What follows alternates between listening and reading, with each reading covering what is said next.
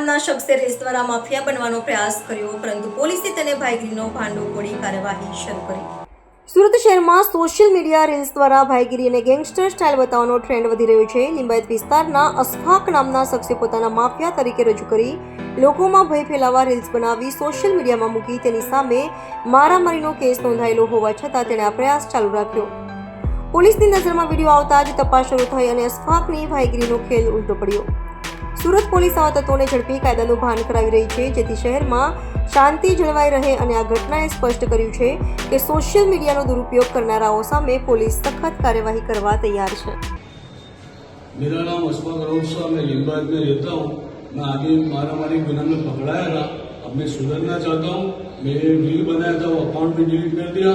अब भी अच्छी लगी और गलत रील मत बनाओ।